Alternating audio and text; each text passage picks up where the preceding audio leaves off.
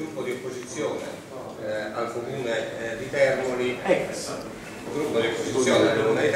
l'ultima conferenza stampa, pone fine a un'esperienza amministrativa che è sotto gli occhi di tutti riteniamo assolutamente deludente. Bene, l'esperienza che noi in realtà abbiamo dovuto registrare già all'indomani dell'insediamento è stata quella di una amministrazione che aveva lo sguardo rivolto all'indietro, uno sguardo incapace di offrire un progetto, incapace di offrire un orizzonte, ma esclusivamente vocata ad una posizione falsamente moralista, ad una posizione di carattere giustizialistico, ad una posizione in cui ogni volta emergeva la volontà vendicativa di guardare al passato come se Termoli fosse stata un esempio di malgoverno e un esempio di una classe dirigente che era incapace di offrire legalità e trasparenza all'amministrazione. Una sola riflessione: io credo che Termoli abbia superato uno dei periodi più bui della propria vita politica e amministrativa. È una sorta di medioevo, un periodo scuro, e credo che dopo questi periodi la storia ci insegna viene il rinascimento. Io credo che ci sia e ritengo che ci sia la possibilità di far rinascere Termoli. Chi avrà la responsabilità di amministrare questa città come classe politica deve però sapere, noi ne abbiamo la netta convinzione, che non troverà una situazione facile. Abbiamo la necessità di avere un collegamento forte con le altre istituzioni, quindi con la provincia non fa nulla.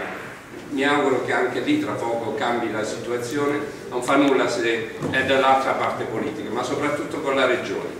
Noi dobbiamo ringraziare i colleghi Francesco Di Fai, i colleghi, i consigli regionali, siamo colleghi perché sono stato anch'io consigliere regionale, però Francesco Di Falco, Gianfranco Vitaliano, l'assessore Velarde, tutti quelli che sono più vicini a questo territorio li dobbiamo ringraziare dopo per quello che faranno per la nostra città, per i finanziamenti che faranno arrivare a Termoli, perché se Termoli vuole rinascere veramente deve riprendere quelle iniziative che si sono interrotte dal piano regolatore, dall'Interporto, per creare le condizioni di sviluppo per questa cittadinanza, per quest'area e per l'intero Molise. E bisogna avere anche dei collegamenti forti con il governo nazionale, perché non sono sufficienti i finanziamenti regionali.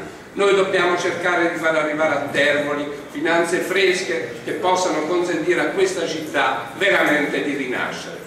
Ritrovare questo comune in condizioni inqualificabili la dice tutta. Sono rimasto a 1.750.000 euro di anticipazione di cassa.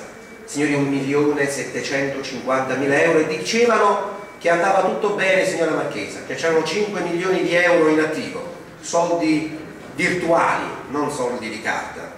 Greco non deve offendere i 4 consiglieri che autonomamente, ragionando con la propria testa, hanno deciso di venire a firmare dal notaio, perché lui ha mantenuto, proprio per il mercimonio che ha fatto lui e non gli altri, questa amministrazione per 3 anni l'ha tenuta unita con lo sputo, facendo mercimonio, facendo cambiare partito continuamente ai consiglieri di maggioranza, tant'è vero che non sapevamo neanche dove stavano, tutti i giorni cambiavano a destra e a sinistra, a seconda delle sue convenienze, per rimanere in sella a lui. E un altro errore importante che credo che ha fatto Greco, che forse i miei colleghi non hanno detto, è stato quello di mandare fuori dall'esecutivo tutti coloro che sono stati eletti dal popolo, mettendo dentro gente con 4 voti.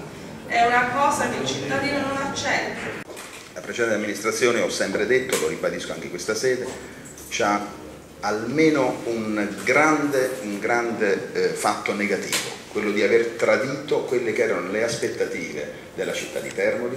3 anni e mezzo fa si viveva un clima decisamente diverso da quello di oggi, un clima anche avvelenato da fatti esterni a quelli che erano le ragioni del comune, quindi tanta gente in assoluta, perfetta, buona fede ha ritenuto che era giunto il momento all'epoca di voltare pagina. Noi dobbiamo rispettare quella volontà della gente, così come con altrettanta serenità di animo dobbiamo rispettare la volontà della gente che oggi è quella adesso di vedere finalmente amministrare un ente, questo ente, il Comune di Terni.